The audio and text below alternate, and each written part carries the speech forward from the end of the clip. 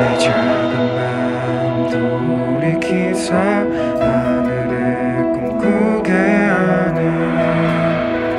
주님을 볼 때 모든 시선을 주님께 드리고 살아계신 하나님을 느낄 때 내 삶은 주의 역사가 되고 하나님이 일하기 시작하네.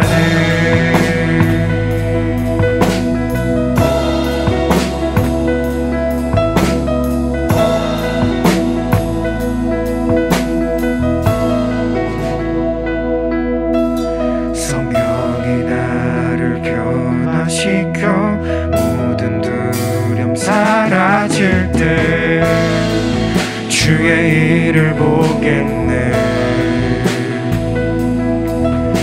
황폐한 땅 한가운데서 주님 마음 알게 되리. 주님을 볼 때 모든 시선을 주님께 드리고 살아계신 하나님을 느낄 때 내 삶은 주의 역사가 되고 하나님이 일하기 시작하네. 모든 시선을 주님께 드리고 전능하신 하나님을 느낄 때 세상은 주의 나라가 되고 하나님이 일하기 시작하네.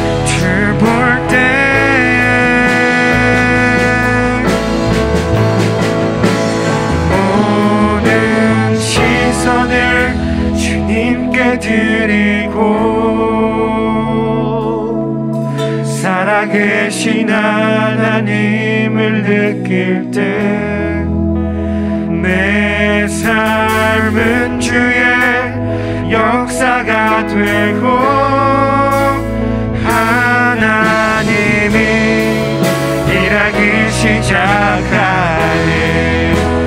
모든 시선을 주님께 드리고 전능하신 하나님을 느낄 때 세상은 주의 나라가 되고 하나님이 일하기 시작하네. 모든 시선을 주님께 드리고 살아계신 하나님을 느낄 때 내 삶은 주의 역사가 되고 하나님이 일하기 시작하는 모든 시선을 주님께 드리고 전능하신 하나님을 느낄 때 세상은 주의 나라가 되고 하나님이 일하기 시작하네.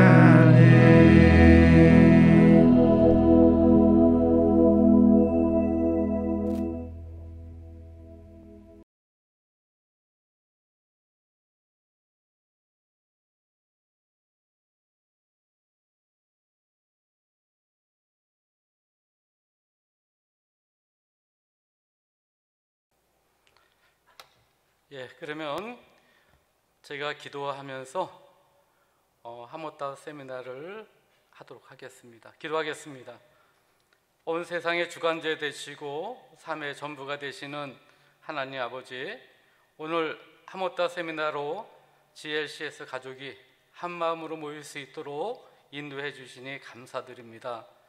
하나님이 저의 사람을 지으시고 심히 기뻐하셨는데 하나님의 목적대로 살지 못하고 세상 가운데 열심을 내며 경쟁과 시기 질투로 살아왔음을 고백합니다. 용서하여 주옵소서. 오늘 의에 줄이고 목마른 자는 복이 있도다는 주제로 말씀을 전하려고 합니다. 우리의 시선을 어디에 고정할지 생각하게 해주시고 우리에게 맡겨져 있는 자녀들 어떻게 대해야 하는지 학부모, 교사들이 함께 고민하게 하시고 그 답을 예수님 안에서 찾을 수 있도록 인도하여 주옵소서. 말씀을 전하는 저에게 성령님 임하게 하여 주시고 말씀을 통해 모두가 깨달음과 행할 수 있는 믿음을 허락하여 주옵소서. 모든 말씀 예수님의 이름으로 감사하며 기도드리옵나이다. 아멘. 아마 여러분들이 찬양 시선을 들었을 거라고 생각이 됩니다. 찬양 시선 가운데 제가 많이 은혜가 되는 것을 느꼈는데 눈앞에 있는 그러한 문제가 아니라 우리가 주님 바라다 볼 때에 우리가 소망이 되고 또 그 안에서 새 힘을 얻는 것 같습니다. 오늘 여러분들이 들은 시선을 좀 마음이 힘들고 어려울 때마다 시선을 들으면서 많은 힘과 또 용기와 위안이 되기를 바라는 마음으로 오늘 선곡으로 시선을 듣게 되었던 것입니다. 오늘 부득불 우리가 일부 대면으로 또 나머지 비대면으로 드리게 되었습니다. 우리가 듣는데 마음이 중요해요. 어떤 자세로 듣느냐에 따라서 은혜가 될 수 있고 또 그렇지 않을 수 있습니다.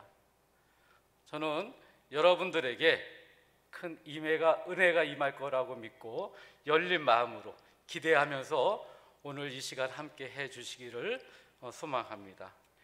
오늘 말씀은 의에 줄이고 목마른 자는 복이 있나니 그들이 배부를 것이요 라는 주제로 오늘 말씀을 나누려고 합니다. 예수님이 이곳에 이 땅에 말씀으로 오셨어요. 태초에 말씀이 있으니 요한복음 1장 1절에 나오지 않습니까? 하나님과 말씀과 함께 계셨어요. 그리고 하나님 없이 이루어진 것이 아무것도 없다고 했습니다. 근데 예수님이 이 땅에 오셔서 33년간 계시면서 공생의 기간을 통해서 참 많은 말씀을 전해주셨어요. 그 중에서도 가장 긴 설교가 산상수훈이라고 할 수가 있습니다. 그래서 마태복음 5장에서 7장에 이르기까지 예수님이 가장 긴 설교를 하셨어요. 그런데 마태복음 5장 3절에서 보면 10절까지 쭉 보면 뭐가 나오냐면 팔복에 대해서 나오죠. 팔복에서 그 중에서 오늘 함께 나누려고 하는 것은 5장 6절의 말씀. 다 함께 한번 말씀을 읽어보도록 하겠습니다. 시작. 의에 줄이고 목마른 자는 복이 있나니 그들이 배부를 것이요. 자, 의에 줄이고 목마른 자. 의에 줄이고 목마른 자. 우리가 오늘 이제 이걸 주제로 갖고 말씀을 나누는데 우선 자녀가 누구인가를 한번 우리가 생각해 봅시다. 시편 127편 바로 3절에는 자식은 여호와의 주신 기업이요 태의 열매는 그의 상급이로다라고 했고, 현대인의 영어 성경으로다가는 자녀는 여호와께서 주신 선물이며 상급으로 주신 그의 축복이라고 하였습니다.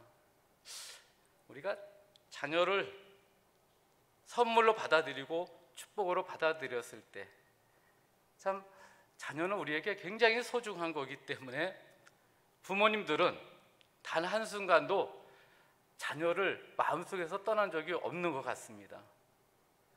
제가 아비가 되었다 보니까 나이가 이제 자녀를 학원만 다 마치면 끝나는지 알았더니 끝이 없더라고요. 자녀들을 공부시키고 또 출가시키고 하면 다 모든 것이 어느 단계가 되면 다 끝나는 것 같은데 끝없이 우리의 마음속에 가장 많은 부분을 차지하고 있는 것이 자녀인 것 같습니다. 그런데 우리가 자녀가 내 거가 아니에요. 자녀는 나에게 주신 선물이고 하나님의 맡겨주신 거지 내 거가 아닙니다. 좀 내 것이 아니라는 것을 알고 내가 어떻게 도와야 되는지 알게 되었을 때에 그것이 바로 자녀 교육이라고 말할 수가 있는 겁니다. 학부모 여러분들께서는 그런 마음에 다른 일반 학교를 택하지 아니하고 기독교 대안학교로 자녀들을 보내셨다는 것, 아마 제가 말씀드리지 않더라도 우리 GLCS에 있는 학부모님들은 다 그러한 내 자녀는 내 것이 아니라 하나님이 주신 선물이라는 것을 저는 그렇게 알고 또 우리 선생님들도 그런 마음으로 자녀들을 지도하게 될 겁니다. 그러면 하나님의 의가 드러나려면 어떻게 해야 되느냐? 오늘 의에 줄이고 목마른 자는 복이 있다고 얘기를 했어요. 그러면 세상 사람들한테는 어때요? 계속해서 갈증을 느끼고 배고픔을 느끼잖아요. 우리 2002 그 월드컵 때 우리가 16강에 올랐을 때에 히든크 감독의 어록이 있어요. 거기서 첫 번째 어록이 뭔지 아시죠? 나는 아직도 배고프다. I am still hungry라고 했어요. 세상의 것은 채우려고 하더라도 채워질 수가 없는 겁니다. 세상이 주는 그러한 것들, 육신의 그 욕망과 거기서 마음에서 생겨나는 것들은 끝없이 채울 수가 없어요. 그런데 그것은 지나고 나면 다 헛된 것이라는 것을 느낄 수밖에 없는 겁니다.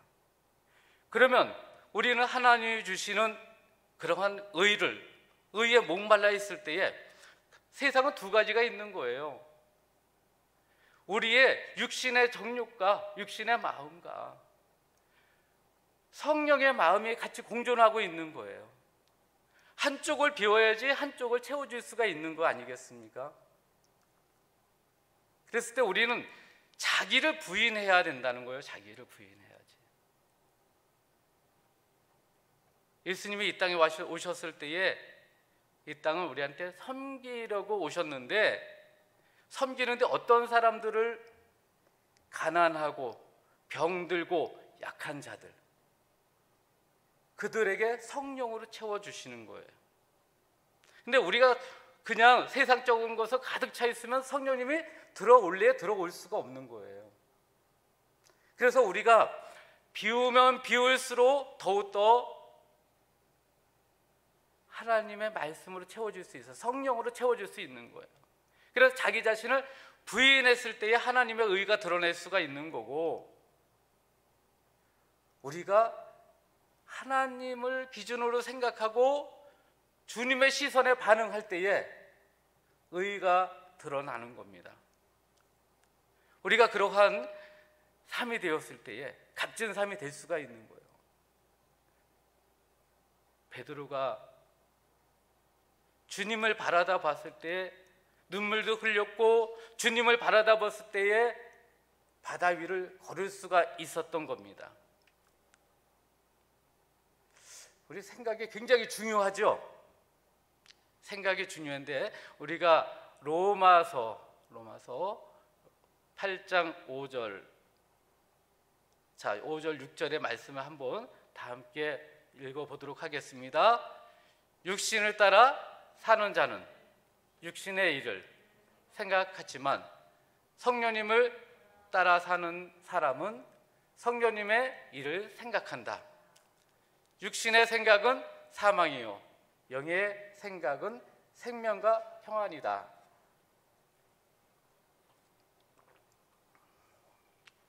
육신을 따라서 사는 것, 우리가 어떤 생각을 갖고 살아가느냐에 따라서 우리가 세상을 살아가게 되는 거죠. 세상의 것을 주는 기준을 갖고 살아가다 보면 그것에 따라가지 않을 수가 없는 거예요. 아무 생각도 없이 살아갈 수도 있죠. 그리고 세상 가운데 세상에서 놓은 기준을 갖고 따라갈 수도 있습니다. 그러나 우리가 성령님을 따라서 살아갈 때에 거기서 생명이 있고 평안이 있어요. 회복이 있는 겁니다. 우리는 어떤 것을 보고 따라가야 되느냐, 그게 굉장히 중요한 거죠. 의가 없는 세상을 한번 보면, 의가 없이 살아가다 보면 육신의 욕망과 안목의 정욕과 이생의 자랑을 쫓아가지 않을 수가 없어요. 의가 없는 세상에서는 중독이 생기는데, 그것도 빠지다 보면 그게 중독이에요. 중독은 거기서 헤어나지 못하는 거예요. 알코올 중독도 있고, 마약의 중독도 있고, 도박의 중독, 인터넷 중독, 이렇게 중독에 걸린 사람들이 얼마 안 되는 것 같은데 거기에 추정되어서 나온 그러한 사람의 수를 따져보니까 600만 명이 넘어요. 거기에 투입되는 사회적인 비용도 어마어마한 거예요. 한번 저기에 있는 그 도표를 보고 얼마 많은 사람들이 중독이 되어 있는지, 얼마만큼의 사회적 비용이 들어가는지 한번 대충 보면은 아마 상당하다는 것을 느낄 수가 있을 겁니다. 우리가 나와 상관없으니까 아무것도 아닌 것 같지만, 우리가 사회에 병들어가고 있는 것, 중독이 우리 사회를 병들게 하는 거예요. 저런 사람들이 있으면서 전체적인 사회가 또 함께 아파할 수 있고, 우리는 그들을 위해서 기도하지 않을 수가 없는 겁니다. 바로 하나님의 의가 아닌 세상적인 의를 쫓아가다 보면 저러한 일들이 생긴다는 거예요. 메슬로의 인간 욕구 5단계론을 한번 보면은 이건 세상에서 만든 기준이에요.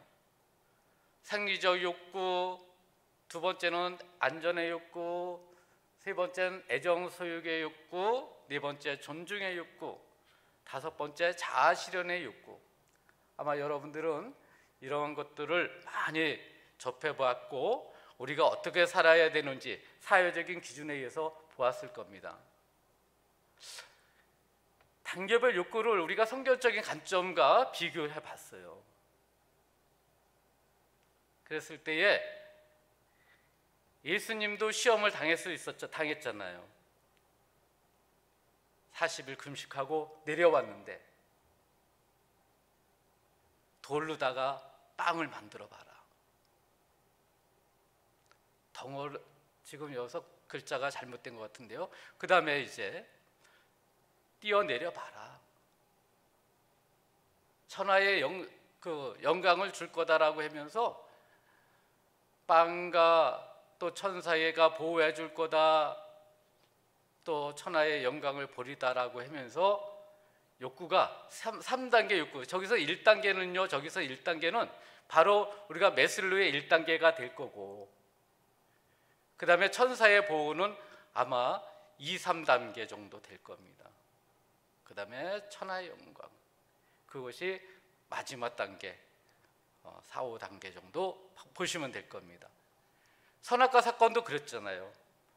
먹음직스럽고 보암직스럽고 탐스럽다는 거예요. 그런 것 때문에 우리가 결국은 죄를 짓지 않을 수가 없는 겁니다. 말세에도 우리가 요한 1서에 보면 육신의 정욕과 안목의 정욕과 이생의 자랑, 이것을 쫓아가다 보면 결국은 멸망의 길로 가는 거예요.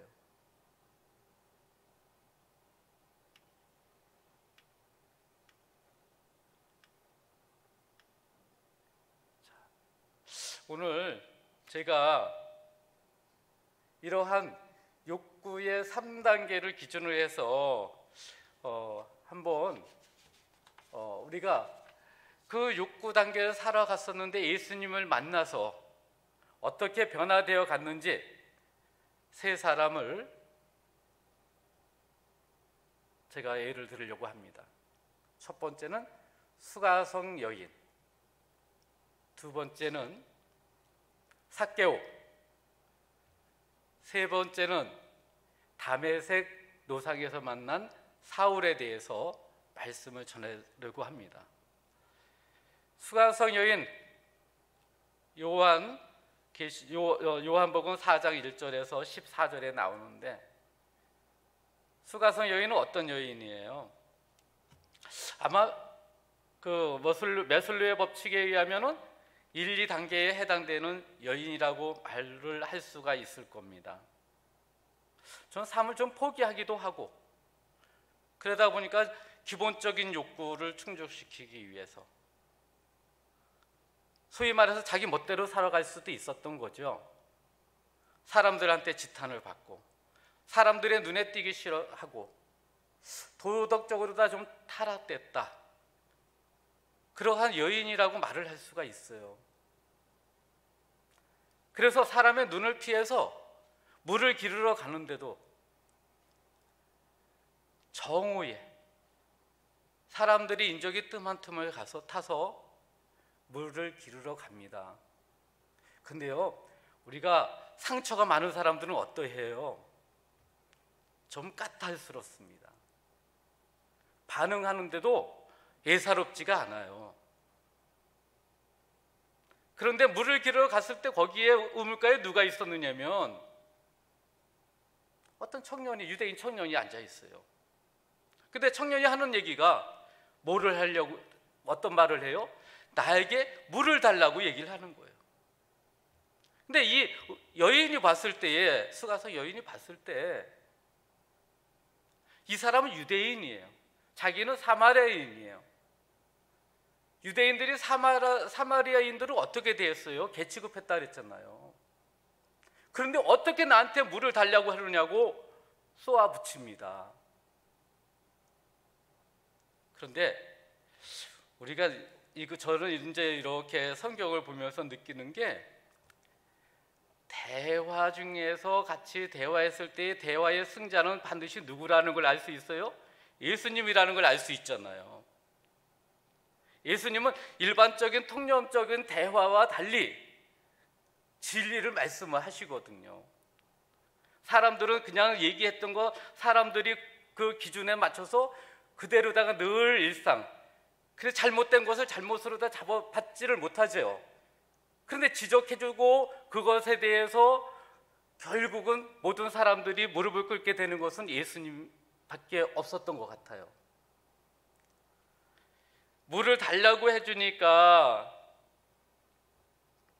예수님이 뭐라고 얘기해 주냐면, 네가 하나님의 선물과 또 네게 물 달라고 하는 이가 누구인지 알았다면 네가 그에게 구했을 것이요 라고 얘기를 하는 거예요. 그러니까 내가 누군지를 네가 알면 나한테 생수를 달라고 구했을 거다라고 얘기를 하는 거예요. 그러니까 그 얘기를 들으면서 이 수가성 여인은 어떻게 생각했어요? 아니, 지가 뭔데 네가 그럼 야곱보다도 더 나으냐라고 하면서 따지고 묻는 거예요. 그러니까 예수님이 뭐라고 말씀하셔요? 이 물은 먹어도 목마르지만 내가 주는 물은 영원히 목마르지 않을 것이다. 그 속에 솟아나는 샘물이 있을 거다라고 얘기를 하는 거예요. 그러니까 그럼 한번 줘봐라 라고 했을 때에 예수님이 뭐라고 얘기했어요? 네 남편을 불러오라. 여기서 반전이 되는 거가 뭐예요? 네 남편을 불러오라. 이 수가성 여인이 이 청년이 자기에 대해서 알고 있다는 걸 모르는데, 그런데 자기를 알고 있어요. 네 남편을 데려오라고요.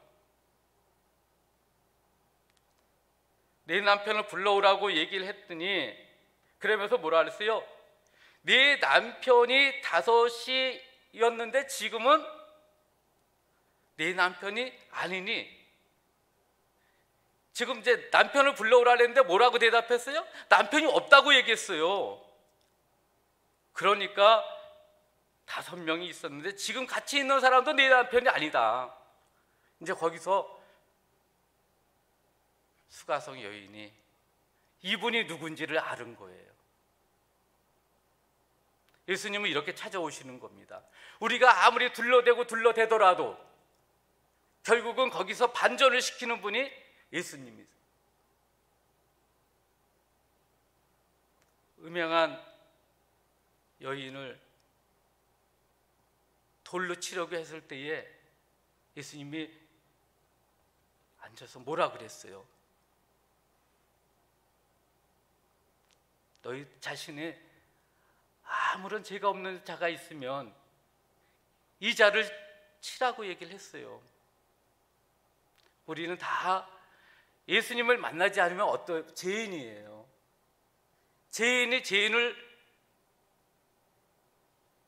상대방, 제 눈에 있는 티끌도 보지 못하면서 상대방에 있는 우리는 뭘 보려고 해요? 들보를 보려고 하는 거예요. 예수님을 만나지 않으면 우리는 똑같은 사람입니다. 누구를 정죄하겠습니까? 그래서 우리가 수가성 여인을 보면서 가장 목말랐던, 세상적인 의에 목말랐던 그 수가성 여인이 예수님을 만나서 물동이를 그곳에 두고 자기를 상대하지도 않았던 사람들에게 가면서 바로 그가 그리스도다라고 소리치는 것을 볼 수가 있어요. 이렇게 사람이 변화되어 가는 거예요.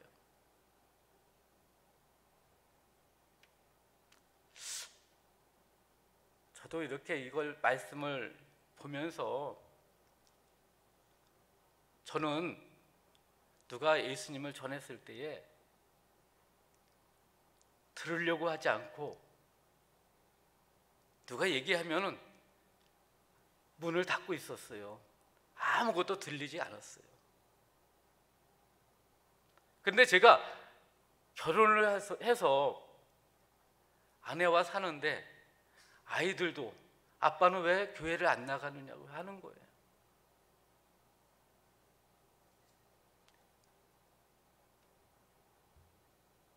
어느 날 겨울에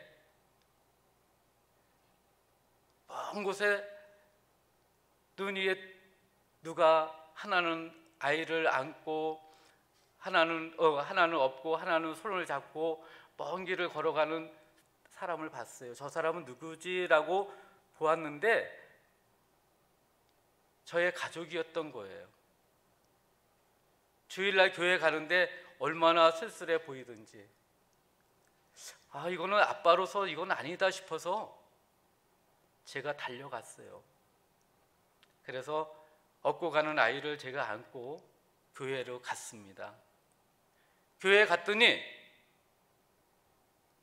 거기에 안내하시는 그 안내위원분들께서 누구 아빠시군요. 잘 오셨어요. 들어가시라고 하면서 저를 안내해 주는데 제가 뿌리칠 수가 없었습니다. 거기서 목사님이 말씀하시는 거 요한계시록 3장 20절의 말씀을 전해주시면서 문 밖에서 두드리는 소리를 듣고 문을 두드릴 때에 그 음성을 듣고 문을 열어주는 자는 복이 있지만 그렇지 않은 자는 화가 있을 거다라고 말씀을 하시는 거예요. 예수님의 음성을 듣고 문을 열어주는 자는 예수님이 그와 같이 가서 더불어 먹지만 그렇지 않은 자는 예수님이 그렇지 않다는 거예요. 만약 그렇지 않을 경우에는 예수님이 문을 안 열어준다고 그 문을 하나님이 문을 못 열고 가겠느냐는 거예요. 그랬을 때는 화가 있을 거라고 하는 거예요. 저에게 굉장히 찔림이 있었습니다. 그리고 나서 저는 교회를 안 나갔고 그런데 역시 화가 있었어요. 그 화를 통해서 제가 나가지 않을 수가 없었던 겁니다. 하나님은 우리로 하여금 우리가 하는 것이 아니라 우리의 마음을 변해지게 해주는 분이 바로 하나님이라는 것을 발견하게 됐고 어느 순간 저는 제가 즐겨했던 술도 김인주 목사님을 만나서 그 다음날 끊게 되었고 그리고 새벽 기도를 나가면서 하나님을 만날 수가 있었던 겁니다. 우리가 어떤 곳에 거하느냐에 따라서 우리 자신이 변화되어 갈 수밖에 없는 거예요.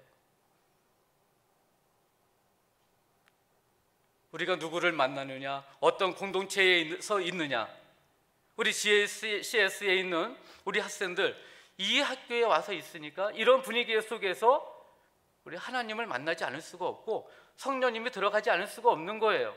그래서 믿음의 뿌리가 내리고 바로 믿음의 근력이 생기는 겁니다. 두 번째로 예수님과 만난 삭개오를 보겠습니다. 삭개오는 어떤 이름이에요? 삭개오는 순결하고 정결하고 의로운 사람이 되라고 이름을 지어놓은 것이에요. 사람 이름이 굉장히 중요하지요. 그래서 부모님이 이름을 잘못 짓게 되면 어른이 되면서 또 자라면서 계명을 하지 않습니까? 이름대로 우리가 말이 중요하다는 거예요. 말이 씨가 된다고 하잖아요. 그래서 말 한마디 한마디가 상당히 중요한 거예요. 그래 만날 때마다 부모님들은 자녀들에게, 우리 선생님들은 학생들에게 축복의 말을 해야 돼요. 가능성을 비춰줘야 돼요. 칭찬을 해야 돼요. 그랬을 때에 변화되어 가는 거예요. 근데 삭개오는 그런 좋은 이름을 갖고 있었는데 불구하고 굉장히 작았어요. 사람들한테 놀림을 받아요. 마음에 상처가 되지요. 근데 우리가 상처가 되었을 때에 반응하는 거에 따라서 그 사람의 변화가 있어요. 삭개오는 다른 사람들이 자신을 편견을 갖고 바라다 보았을 때에 그걸 이겨내려고 노력한 사람이에요. 세상적으로다가는 자기의 목적을 이룬 사람입니다. 그래서 지금을 그때 세리장이라고 했는데 지금 말하면 세무서장이 된 거예요. 제가 학교 다닐 때 사람들이 대학을 진학할 때 무슨 과를 많이 가려고 했었느냐면 권력이 있고 권력이나 돈이나 그런 것을 추구하는 대로 가려고 많이 했어요. 그러다 보니까 의대로다가 가기도 하고 또 지금 여기 삭개오처럼 회계사나 세무사가 되려고 그런 학과를 가기도 하고 또 법대를 가서 법조인이 되어서 좀 뭔가 하려고 해서 세상적인 부와 권력을 얻으려고 했던 것이에요. 이 당시에도 똑같은 거예요. 그래서 삭개오는 목표를 성취를 하게 됩니다. 많은 부정한 방법으로 부를 축적해요. 잘 살지만 사람들은 다 알아요. 삭개오가 어떻게 부자가 됐는지. 그래서 뒷돈 받고 다른 사람들을 부정한 방법으로 다른 사람들을 이용해서 부를 축적한 사람이 바로 삭개오예요. 종교 지도자들조차도 삭개오에 대해서 곱지 않은 시선을 갖고 있었던 겁니다. 그런데 그 삭개오, 예수님이 온다고 하니까 지나간다는 소리를 듣고 우리가 정말 이렇게 보고 싶은 사람들, 사람들한테 인기가 있는 사람들, 그 사람들을 보기 위해서는 수단 방법 가리지 않지 않습니까? 근데 그때는 예수님은 인기가 굉장히 많았던 사람이에요. 예수님을 만나면 뭔가 이루어질 거다라고 생각을 하는 거죠. 그래서 중풍병자를 예수님한테 보내기 위해서 어떻게 해요? 지붕을 뚫고 내려오기까지 하지 않습니까? 그 정도로 예수님을 보기 위해서 사람들이, 예수님은 지금과 같이 사람들이 많이 모여있는 곳이 아니라 광야 같은 데를 가더라도 사람들이 그걸 따라다니는 거예요. 상산수훈에도 산에도 사람들이 쫓아오는 거예요. 그러한 예수님이에요. 삭개오도 예수님이 온다고 하니까 예수님을 보기 위해서 궁중들 틈에서 예수님을 보려고 합니까? 자기는 너무 작아요. 나무 위에 올라간 거예요. 돌 무화과 나무, 뭐 뽕나무라고도 하기도 하고 돌 무화과 나무라고 하는데 아무튼 나무 위에 올라가서 예수님을 보는데, 아까 우리가 수가성 여인에서 그 여인이 어떤 사람인지 알았던 것처럼 예수님은 삭개오를 알았던 거예요. 삭개오한테 뭐라 그랬어요? 삭개오야 내려오느라, 내가 오늘 너희 집에서 유하겠노라고 얘기를 한 겁니다. 삭개오가 얼마나 놀랐겠어요. 그리고 또 자기를 알아준다는 그러한 것 때문에 본인은 굉장히 기쁨이 있었을 거예요. 그러면서 그가 또 반절을 이루게 되는 겁니다. 예수님을 이렇게 만나는 거예요. 예수님은 나의 노력으로 나의 의로 만나는 게 아니라 우리가 간구하는 마음이 있었을 때에 예수님을 만나게 되는 겁니다. 여러분들, 우리가 하나님을 만나려고 하면 성령 체험하지 않고 만날 수가 없는 거예요. 그냥 지식으로만 만날 수 있는 게 아니에요. 머리에만 머물러 있다고 만날 수 있는 게 아니에요. 사모하는 마음이 있었을 때에, 저는 방언을 할 때에 그때에 부흥 집회가 있었는데요, 저는 안내를 쓰고 있었어요. 그런데 그 목사님 말씀을 듣고 싶었는데, 두 번째 오셨었던 목사님인데 참 말씀을 막 제가 들어야 되는데 지금 안내를 쓰고 내가 이게 뭐 하는 거지? 안내 쓰다 보니까 나중에 자리가 없어서 다 끝마치고 말씀을 나눌 때에 이런 복도에 앉아서 말씀을 듣게 되었습니다. 그때에 목사님이 기도를 하도록 했는데 그때에 방언이 나오고 저희 아들도 방언이 나오고 둘 다 이러한 복도에 앉아서 방언을 받았던 겁니다. 그때 제가 느낀 거예요. 성령님을 사모할 때에 그때에 하나님은 바람과 같이 구름과 같이 우리한테 찾아오시는 분이다. 그래서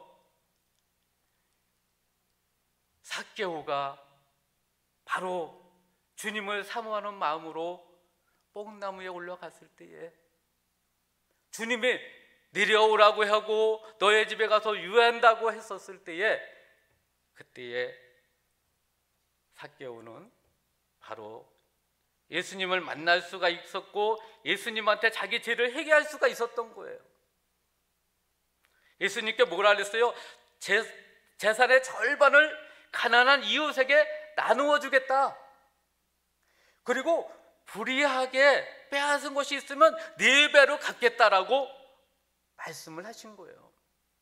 이렇게 회개가 이루어지게 되면서 자신의 의의가 나가면서 그 안에 뭐가 채워지는 거예요? 의의가 채워지는 거예요. 의에 줄이고 금줄인 자는 복이 있나니,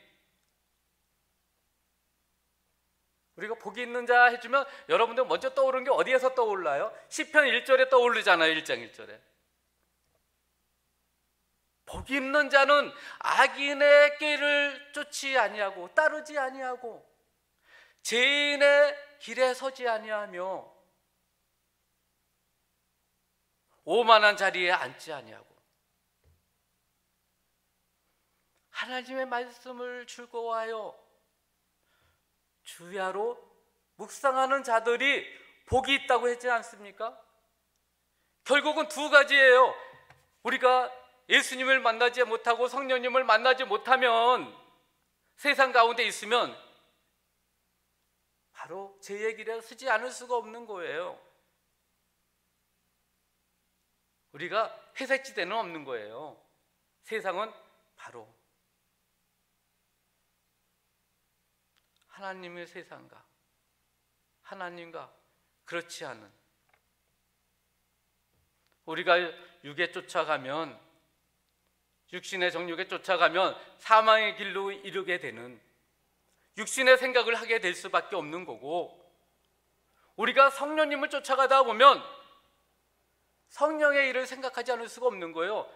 바로 회복이 있고 영생이 있고 생명이 있는 그러한 길, 바로 삭개오가 은혜를 받았던 것. 삭개오는 어떤 사람이었어요? 그렇게 외모에 대한 컴플렉스가 있어요. 그리고 분노가 가득 찼던 사람이었습니다. 그러나 이 사람은 그러한 허기진 배를 채우지 못하고 갈증을 채우지 못해서 열심히 그쪽 길로 갔는데 결국은 하나님을 만나서 의로 가득할 수 있었던 그러한 사건이라고 하지 않을 수가 없는 겁니다. 마지막으로 우리가 다메섹 도상에서 만난 사울을 한번 살펴보도록 하겠습니다. 세상 사람들이 꿈꾸는 거가 사도 바울이 아니겠습니까? 예수님을 만나기 전에 세상 사람들이 꿈꾸는 거 가장 꿈꾸는 거예요. 너 어디 사니? 서울에 살아. 너 대학교 어디 나왔어? 나 어느 대학교 나왔어. 지금 뭐 하니? 나 지금, 우리가 지금 얘기하지 않아도 알 겁니다. 그렇게 돼서 대통령까지도 되잖아요. 그러한 사람이 이제 보면 자기가 해야 될 것이 뭔지, 이 사람은 그 성경에도 박식한 사람이에요. 자기의 기준으로다가 어떻게 해야 되는 건지 자기가 알고 있어요. 그러다 보니까 자기의 기준으로, 자기의 판단으로 해서 예수를 믿는 사람들을 잡아들이기 시작합니다. 스데반을 돌로 쳐 죽이는데 그 현장에도 가 있었어요. 근데 그것을 보고 바울은 놀랬던 거예요. 우리가 자기를 해하려고 하는 사람한테는 어떻습니까? 입에 담을 수 없는 소리를 하고 악을 쓰고 저주를 해야 될 판인데, 이 죄를 저들에게 돌리지 말라고 해주는 그런 모습, 또 스데반이 죽어가면서 환한 광책을 비치며 모습이 너무나도 아름다웠던 거예요. 그런데도 불구하고 이제는 다메섹 노상에, 그 다메섹으로 가는 그 길에서 강한 빛이 내려진 겁니다. 그 강한 빛은 바로 누구예요? 바로 예수님이에요. 예수님이 그곳에 찾아오신 거예요. 거기서 꼬꾸라지지 않을 수가 없었던 겁니다. 그 음성이 들려요. 근데 주변의 사람들은 음성을 못 들었어요. 바로 사도 바울이 음성을 듣습니다. 누구십니까? 나는 네가 핍박하는 예수란다. 예수님이 찾아오셔서 우리에게 말씀을 건넸을 때에 우린 반응해야 돼요. 누구냐고. 하나님이 우리를 찾아오셔서 우리에게 힘들고 어려울 때에 찾아오셔서 말씀해 주십니다. 여러분들, 하나님 말씀 들어보셨나요? 우리가 듣지 못한 사람들은 하나님 말씀을 어떻게 들어라고 했지만, 하나님은 말씀해 주시고 위로해 주시고 권면해 주시고 축복해 주시는 하나님인 줄 믿길 바랍니다. 저도 어렵고 힘들 때, 그냥 눈물 흘리고 있었을 때에 하나님이 말씀해 주셔요. 저의 이름을 다정하게 불러주시는 것을 저는 직접 들었습니다.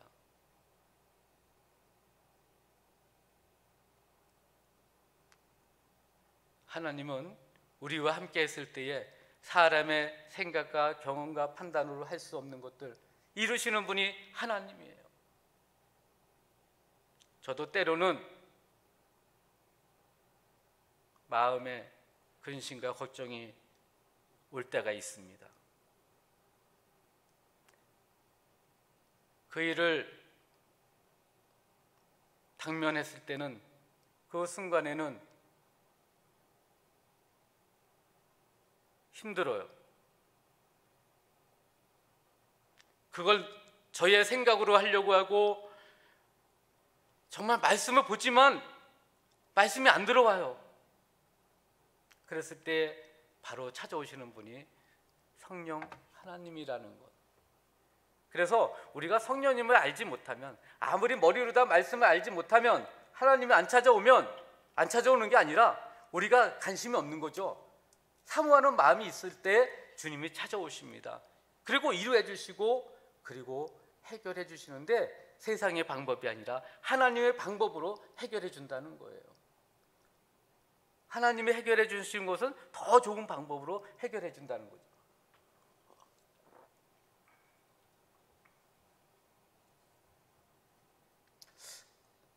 그때에 사도 바울이 예수님을 만나고 어떻게 됐어요? 자기가 갖고 있었던 모든 것을 다 배설물로 여길 수가 있었던 거예요. 여러분들 다 내려놓는다는 게 쉽습니까? 굉장히 어렵습니다. 아까워요. 11조 하는 것도 아까워서 못하는 사람들이 있지 않습니까? 우리 하나님은 온전히 내려놓았을 때에 찾아가 주신다는 거예요. 우리 마음을 비우길 바랍니다. 욕심을 비우길 바랍니다. 누구만 바라다 보라고? 주님만 바라다 보시길 바랍니다. 우리는 이 세 사람을 통해서 좀 인생이 얼마만큼 세상적인 걸 바라봤을 때 헛된 삶인가를 볼 수가 있었어요. 헛되고 헛된 인생을 살아가는 거, 우물가의 여인처럼 여러분들은 아마 찬양 들어봤을 겁니다. 그리고 자신의 결점을 이겨낸 삭개오, 또 세상 사람들이 선망했던 사도 바울, 이들에게 하나님 찾아가고 의에 줄이고 굶주린 자들이 복된 그러한 인생을 살아가는 것을 볼 수가 있어요. 우리가 그런 간증을 하고 그런 얘기를 한다 하더라도 믿지 않는 사람들은 뭐예요? 십자가 얘기해주면 그것은 어리석은 거로 보잖아요. 고린도전서 1장 18절에 그렇게 나오지 않습니까? 십자가의 도가 멸망하는 사람들에게는 어리석다 그랬어요. 십자가의 도가 구원을 받는 우리들에게는 바로 하나님의 능력, 더 파워 오브 갓이라고 했어요. 우리는 구원을 받고 있는 우리들, 바로 어떤 순간에도 힘들고 어려울 때 십자가를 바라다 보길 바랍니다. 그 안에 생명이 있어요. 그 안에 능력이 있다는 것을 알 수가 있습니다. 우리 GS에 자녀를 보내시는 분들께 참 너무나도 자녀 교육을 잘 시킨다 그런 생각이 들어요. 왜냐하면 하나님 말씀은 어렸을 때에 들어오는 거예요. 나이가 들어서 들어오기는 굉장히 어렵거든요. 우리 부모님들보다 우리 어린아이들이 지금은 비록 부모님의 눈에 차지 않지만 지금 이렇게 말씀 가운데 자라고 있다 보면 그 안에 뿌리가 자라고 있는 거예요. 뿌리가 겉으로 보이지 않는다 하더라도 뿌리가 깊숙이 든든하게 있게 세워진다 보면 자라다가 어떠한 풍파를 만나서 그 나무가 쓰러진다 하더라도 그 구루터기에서 남았던 것이 다시 새싹에 올라서 잘 자라는 걸 볼 수 있을 거예요. 우리가 막 자라다가 지금 겨울이 되면 어떻게 됩니까? 자라던 모든 식물들이 다 없어져요. 다 끝난 것 같은데 다시 봄이 되니까 새싹이 돋아나고, 그런데 아주 미미한 것 같은데 여름이 돼보면 산에 우리가 보지 못했던, 생각지도 못했던 그러한 생명체가 가득하고 있는 걸 볼 수가 있을 거예요. 그런데 거기서 생명력이 가장 강한 것 중에서 뭐가 있느냐면, 여러분들 칡이라는 거 알죠? 칡덩굴 있죠? 그 칡덩굴 밑에 보면 뿌리가 엄청납니다. 칡이 생명력이 엄청 강해요. 자라난 나무들도 다 어떻게 칡이 덮어버려요. 뭐가 있기 때문에, 뿌리가 강하기 때문에 우리 자녀들에게도 믿음의 뿌리가 지금 내려지는데, 우리가 믿음의 뿌리는 무엇과 반비례한다? 나이와 반비례하는 거예요. 나이와 반비례. 복음에 들어가는 것도 나이와 반비례. 그래서 임종을 앞두고 있는 분들 그때 가서 복음을 전하고 하는데 굉장히 힘들지 않습니까?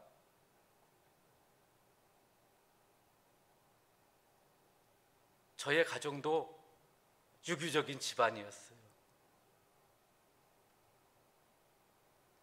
부모님한테 말씀을 전하는 거 굉장히 힘들어요. 그래서 저는 부모님의 전도를, 아버지가 구학문을 하셨던 분이고, 그래서 아버지한테 제가 복음을 전하면 아버지가 받아들이지 않는다는 걸 뻔히 알고 있습니다. 그래서 책을 하나 사서 드렸어요. 성경책 아니고요, 공자가 죽어야 나라가 산다. 그 책을 사다가 드리니까 아버지가 그것을 보고 반색을 했을까요? 약간 저희한테 너 지금 뭐 하는 짓이냐 하는 그러한 눈으로 저를 쳐다보셨던 겁니다. 근데 나중에 가서 보니까 그 책에 손때가 묻어 있어요. 아버지, 이 책 읽으셨나요? 읽었다는 거예요. 어떠셨어요? 그러니까 다 맞는 소리지 라고 말씀을 하시는데 제가 놀라지 않을 수가 없어요. 어머니한테도 말씀을 드렸더니 교회 나가시라고 어머니한테는 그래도 임의롭지 않습니까? 어머니한테는 교회 좀 나가시죠 하니까 어머니가 내일은 내일만 신경 써라 라고 말씀을 하시는 거예요. 그런데 나중에 가서 보니까 어머니는 교회에 나가시고 또 여전도 회장까지도 하시고 계시더라고요. 그렇게 한마디라도 권해줬을 때에 그때에 누가 하시는 거예요? 바로 성령님이 찾아오시는 거예요. 그래서 부모님들에게 복음이 전해지더라고요. 우리 오늘 이렇게 말씀을 나눴습니다. 우리 말씀을 나눴는데 자, 우리가 이제 이러한 자세로서 우리가 자녀 교육을 이제 어떻게 해야 되는가 한번 좀 보고 우리가 정리를 하려고 합니다. 자녀를 어떻게 키워야 되는가? 올바른 길로 가야 되겠죠. EBS에 공부 못하는 아이 5부작 다큐 본 적이 있으신가요? 우리 뭘 잘하는 그러한 다큐만 나오는데 못하는 아이는 왜 못하는가? 공부에 상처가 있는 아이들이 가장 처음에 나오더라고요. 공부를 못하는 아이들 왜 공부를 못할까? 거기에 주 요인은 공부를 못한다고 낙인을 찍었기 때문에 또 말 한마디 한마디가 극단적인 말을 좀 가능성이 있는 말이 아니라 부모님들이 화가 나면 자녀한테 또 선생님이 화가 나면 아이한테 너 그러다가 뭐가 되겠니? 너 아무것도 안 돼 라고 얘기할 수가 있어요. 마음의 상처를 받은 학생은 또 선생님들한테 칭찬을 받지 못하고 선생님한테 야단을 맞거나 너무나도 마음에 상처가 있는 학생들 그 과목 그 선생님 과목은 공부 못해요. 그래서 우리가 마음의 상처를 주지 않도록 사랑으로 대해야 되는 거예요. 사랑으로 대하면 사랑은 모두 허물을 덮는다고 하지 않습니까?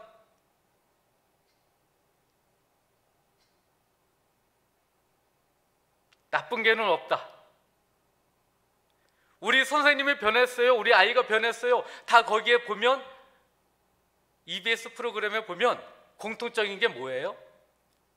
사랑으로 대했을 때에 상대를 상대로 인정을 해 주었을 때에 개까지도 변하더라고요.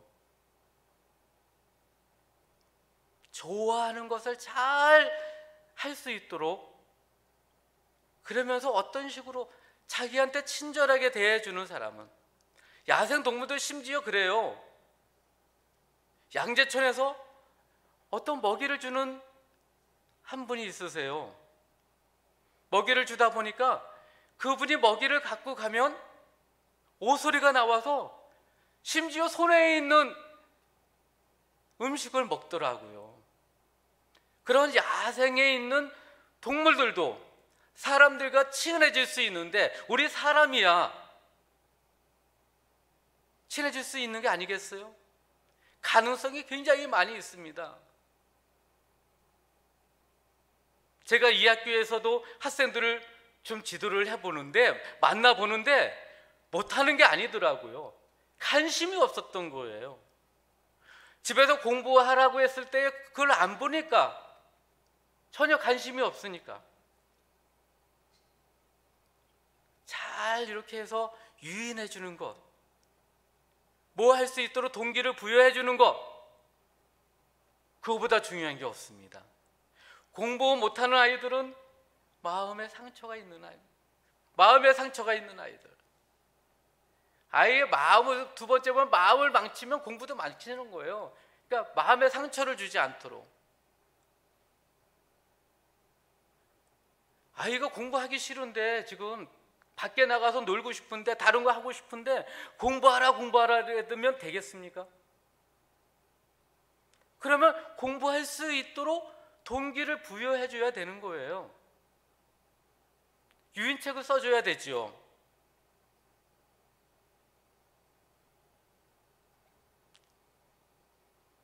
요즘에 나쁜 개는 없습니다. 뭐 그런 프로그램을 보면서 좀 많이 배워보시면 그걸 우리의 자녀를 또 대하는데 어떻게 했으면 좋겠는가 한번 그런 거 보시면 많은 도움이 될 거라고 생각이 됩니다.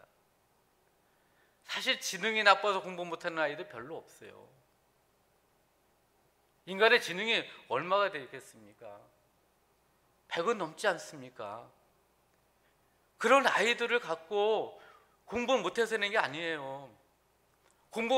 공부만이 아니라 우리가 다중인지 이론이 있지 않습니까? 각각의 분야별로다가 재능이 다 있는 거예요. 우리가 꼭 IQ만 가지고 하지 말고 가드너의 다중인지 이론을 보면은 수학적인 재능도 있을 수도 있고 음악적인 재능도 있을 수 있고 공감각적인 재능도 있을 수 있고 각각의 재능들이 체육적인 우리나라 선수들 중에서도 외국에 가서 많은 체육으로 또 음악으로 나라를 빛내는 사람들이 얼마나 많아요. 그런데 그런 다른 재능이 있는 사람들을 갖고 한쪽만을 얘기해 주셨을 때에 그것은 얼마만큼 편협된 것입니까? 저는 이 학교에서 보니까 학생들에게 그 가능성을 키워주기 위해서 굉장히 노력해주고 있는 그러한 핵심 역량을 기르기 위해서 애쓰는 모습들을 봐요. 아이들이 즐거워하는 모습을 봐요. 악기 시간에도 각자의 자기의 적성에 맞게 하고 싶은 것, FOC라든가 수업 하나하나를 했을 때에도 아이들한테 맞는 그러한 교육이 일반 학교에서 채워지지 못하는 것들, 기독교적인 가치관에 입각해서 아이들을 키워주는 것, 우리가 신앙이 기본이 되지 않고 세상적인 관점에서 아무리 열심히 해봤자 그것은 헛된 거예요. 그런데 저는 이 학교에 와서 오래되지는 않았지만 이 학교의 교육 프로그램을 보면서 우리 선생님들을 보면서 아이들에게 소망이 있는 거예요. 지금은 아무것도 보이지 않지만 지금 열매 맺지 않을 상태를 갖고 나서 그걸 보고 판단해 주는 거는 굉장히 어리석은 거예요. 앞으로 자라나서 어떻게 열매 맺을지 기대를 한번 해보세요. 식물이 자라서 아직 엽록체가 나오지도 않았는데 그냥 그걸 보고 꽃이 피고 열매를 맺고 그러한 것을 갈 때가 아직 멀었다는 거예요. 지금은 많은 밑거름을 채워줄 때예요. 많은 경험을 하게 해줘야 될 때예요. 너무 성급하게 조급하게 자녀를 보지 맙시다. 우리 학생들을 그렇게 조급하게 보지 맙시다. 방학 동안만 지나고 났는데도 아이들이 부스 자랐어요. 그리고 4학년 학생들, 5학년 학생들, 6학년 학생들을 이렇게 보면서도 그 차이가 굉장하다는 것을 볼 수가 있어요.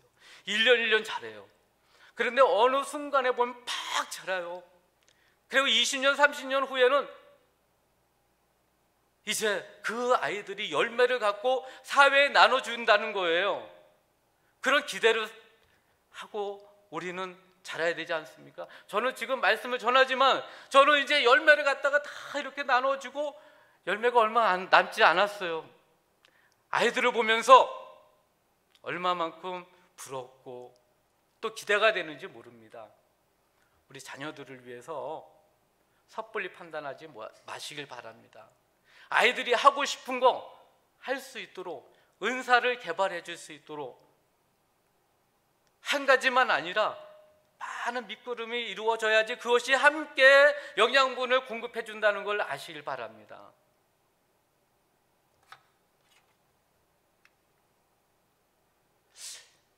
우리가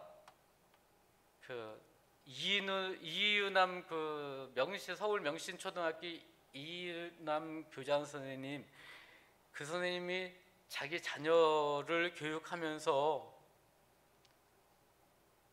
엄마 반성문이라는 책을 썼어요.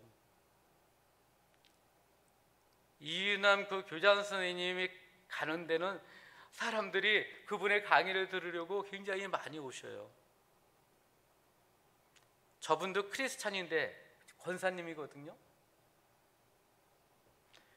그런데 자기 의로 다 가득해서 아이들을 지도하고, 아마 그 선생님이 있었을 때에 성과로 세상적인 성과를 잘 냈던 선생님이에요. 학부모님들이 선호해요. 아이들은 죽을 맛이죠. 자녀들도 본인이 원하는 대로 자녀들이 잘 커갔어요. 그런데 어느 날 고등학교 다녀서 다들 학교를 이제 그만두겠다. 부모님한테, 엄마한테 대드는 거예요. 이제 이게 뭐지? 그래서 이제 자기 자신을 되돌아본 거예요. 우리 자녀를 잘 키운다고 수상반복 가리지 않고 자녀를 밀어붙인 그러한 결과, 유명 대학에 갔는데 어느 순간에 부모의 살인을 했잖아요.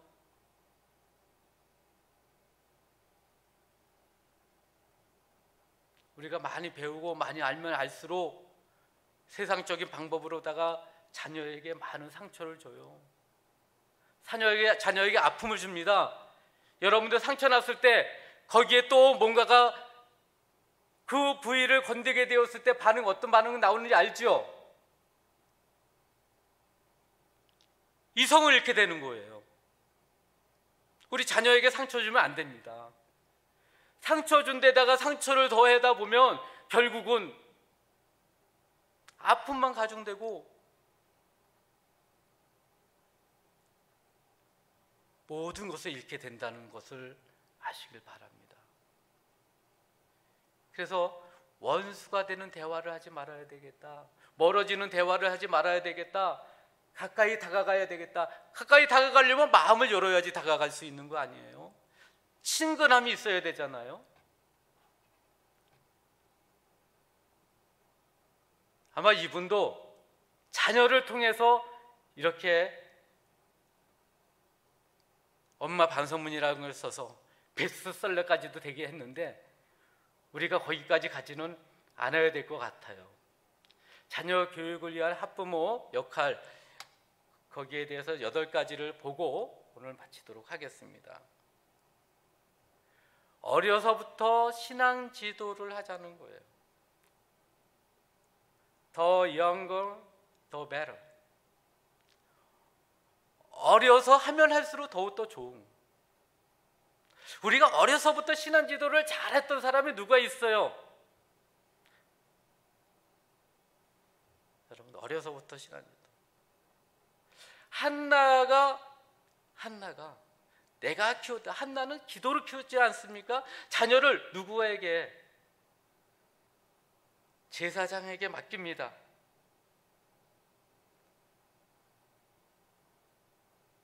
어려서부터 믿음으로 성장을 잘해서 결국은 사무엘이 마지막 사사가 되고, 그리고 다윗을 기름 부은 자가 되지 않습니까? 변환점, 전국점이 되는 거예요. 부모가 인생의 모델이 되도록 힘쓰자는 거예요. 부모가 인생의 모델. 어떤 부모를 닮고 싶어 할까요? 잔소리하는 부모를 닮고 싶어할까요?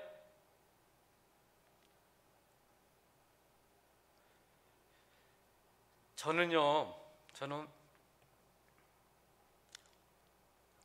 굉장히 욕심이 많은 사람이었어요. 교사가 되어서 이윤남 교장같이 제가 초창기에 그랬어요. 자녀들에게도 역시 마찬가지로 어렸을 때에, 그래서 저희 집사람이, 저희 아내가 저에게 뭐라고 했냐면, 당신은 학교에서 선생님이지 집에서도 선생님이냐고.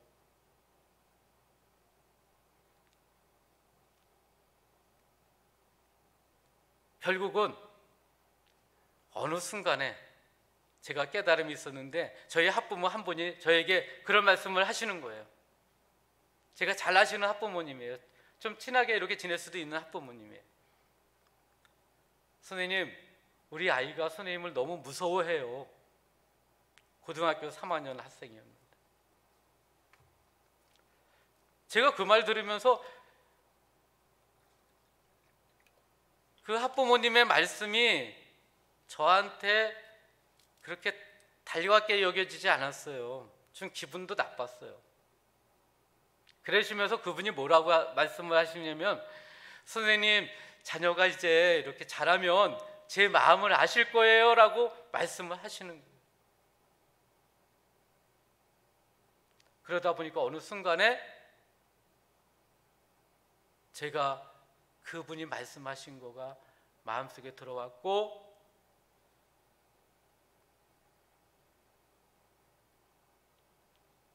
어느 날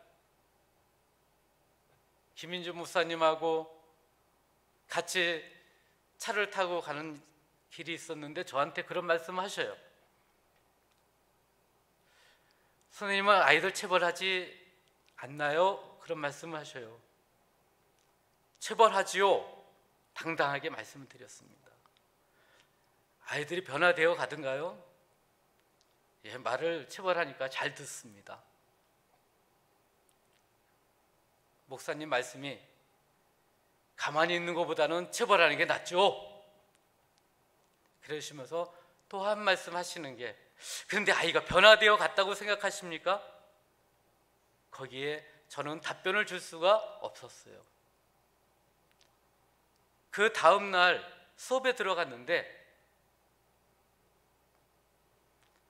그 반에 늘 저한테 심기를 불편하게 하는 학생이 또 그날도 심기를 불편하게 하는 것이었어요. 나오라고 소리를 지르고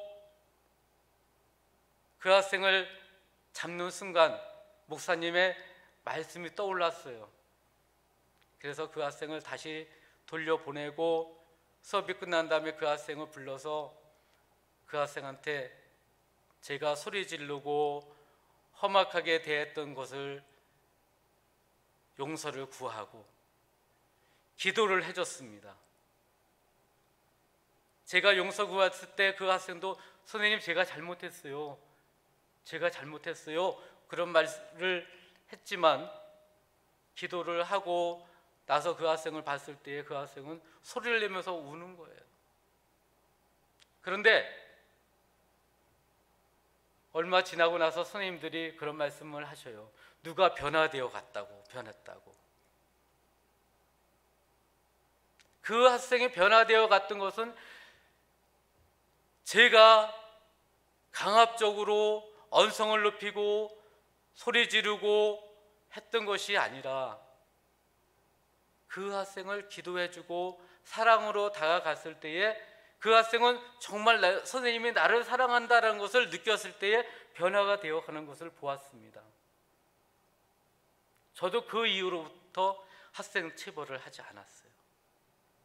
아무리 잘못하더라도 그 잘못이 왜 그랬을까? 그럴 수밖에 없었구나. 또 잘못됐으면 그런 마음이었었겠구나.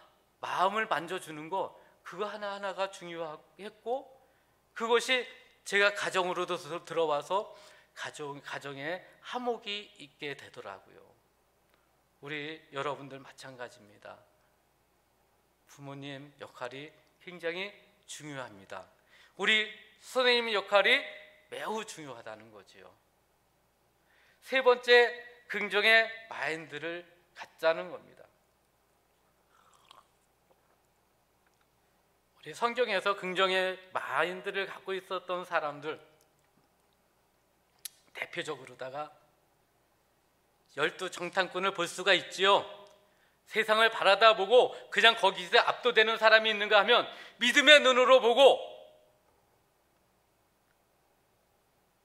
가나안을 정탐하고 와서 그들은 우리의 밥이다 라고 했던 여호수아 갈렙. 우리가 하나님의 눈으로 바라다 봤을 때는 긍정의 마음이 생기는 거예요. 세상적으로다가 긍정의 마음, 긍정하지만 우린 그 안에 뭐가 있어야 돼요? 예수님이 있어야 되는 거예요. 성령의 움직임이 있어야 되는 거예요. 그랬을 때 긍정의 자세로다가 대할 수가 있는 거예요. 그 다음에 네 번째로, 자녀들을 위해서 기도하는 것. 아마 눈물로 위해서 기도했던 우리 한나를 보지 않을 수가 없을 겁니다. 자녀를 위해서 한나는 기도한 대로다 성전에서 기도를 했어요. 자녀가 없어서 자녀를 달라고 기도했어요. 자녀가 나오면 이렇게 하겠다라고 해서 서원 기도를 했습니다. 성령으로 기도를 하게 되었던 거예요. 우리가 한나의 기도처럼, 다니엘의 기도처럼 우리가 기도하는 부모님이 되시기를 바랍니다. 그 다음에 비전의 눈으로 자녀를 바라다 보자는 거예요. 비전의 눈으로. 하나님이 아브라함에게 주시는 말씀 있잖아요. 민족의 아버지가 될 거다. 우리가 말 한마디 한마디가, 아까도 말씀드렸지만 이름 하나 짓는 것서부터, 말 한마디 하나 하는 것서부터 아이들이 변화되어 가요.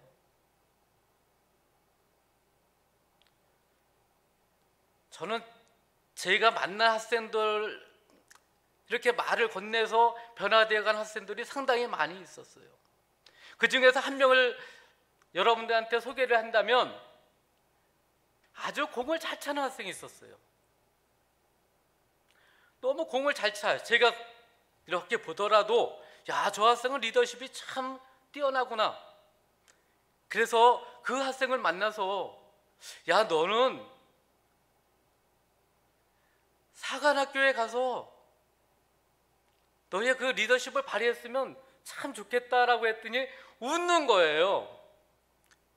고맙습니다 하고 웃는 거예요. 두 번째 또 다시 만나서 얘기를 했는데 그 학생이 저한테 운을 띄우는데, 선생님, 교장 선생님, 저는 공부를 못해요. 그래도 너 할 수 있어. 왜 못한다고 하니? 너 기숙사에서도 너 하는 걸 보니까 너의 리더십은 뛰어났어. 너는 장군감이야. 그런 얘기를 했어요.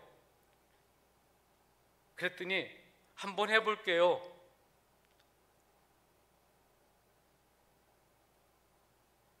그러더니 어느 날 제가 있던 학교의 졸업식 날 이 아이가 찾아온 거예요. 교장 선생님, 저 이제 임관하느라고 이렇게 졸업식 마쳐서 후배 아이들하고 같이 이렇게 왔다고.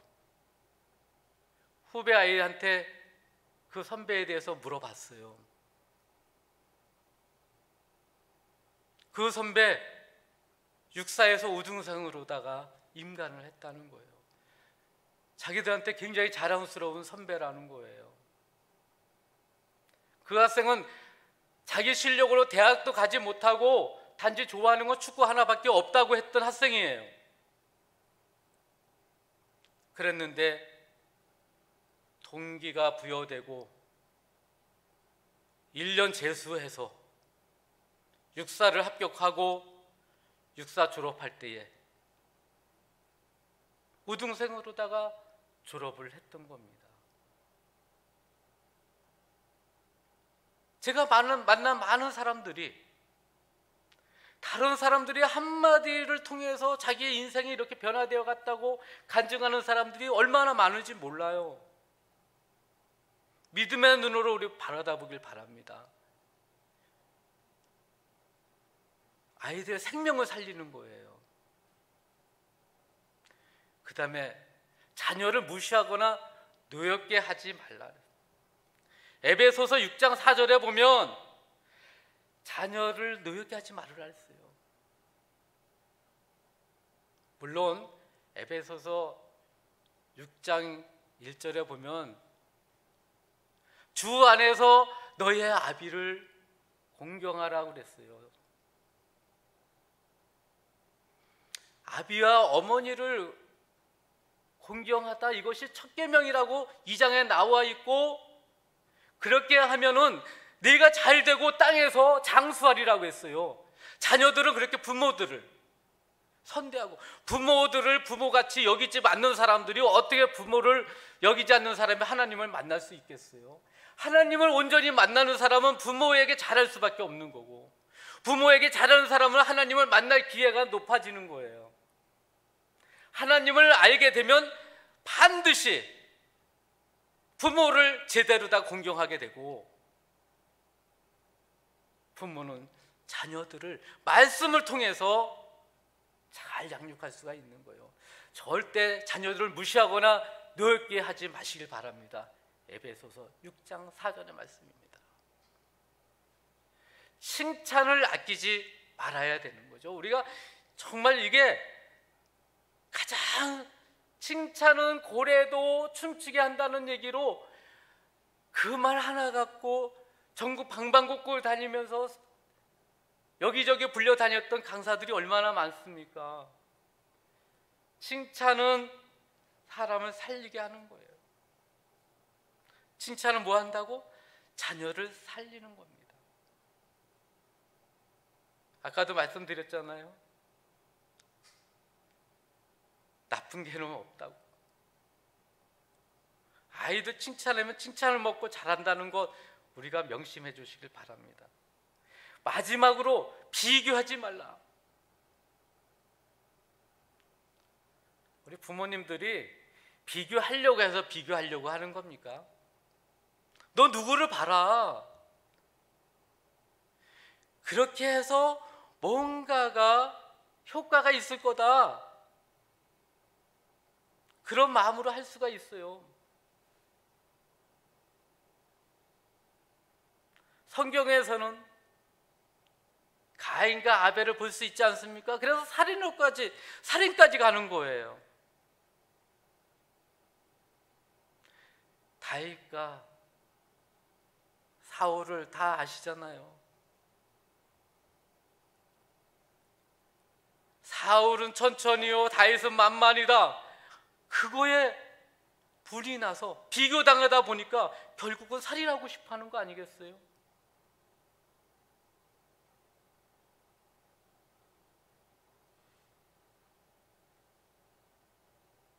비교는 사람을 병들게 하는 겁니다.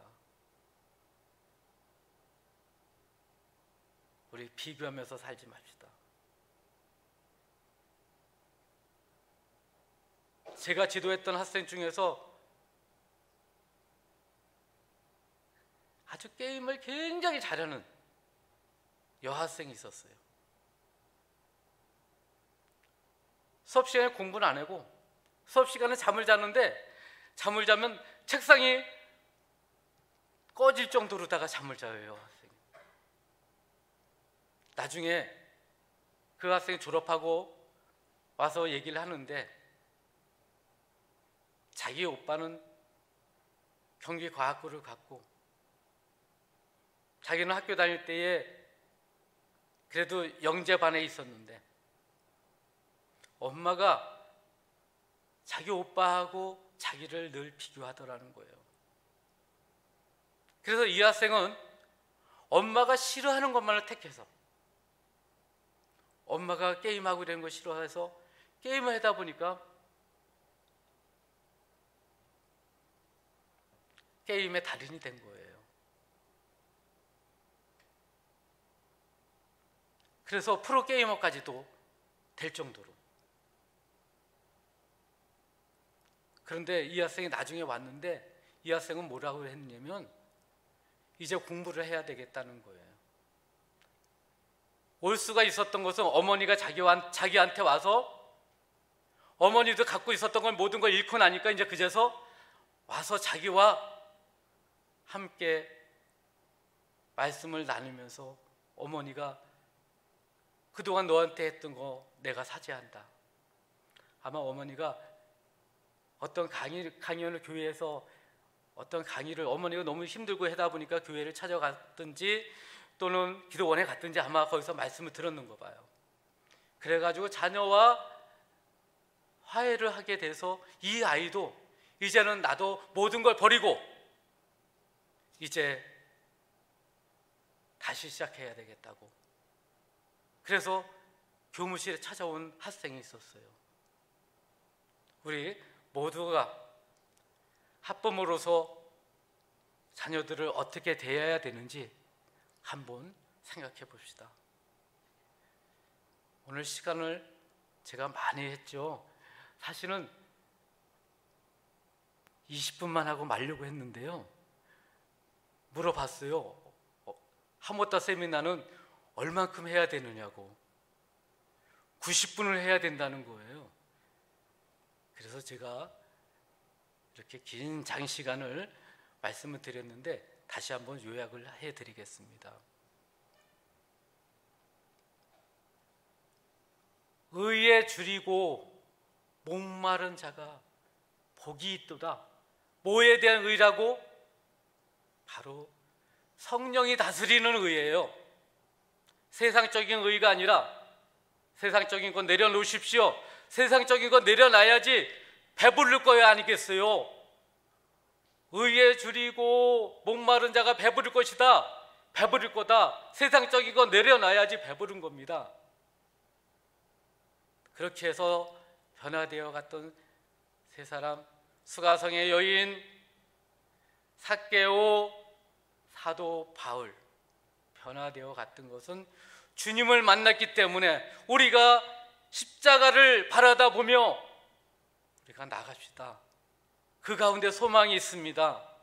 자녀를 진정 사랑하는 것 뭔지 알죠? 내 욕심대로 사는 게 아니라 하나님의 마음으로 자녀를 대하는 것, 바로 그것이 자녀를 살리고 자녀에게 희망과 꿈이 있다는 것을 아시길 바랍니다.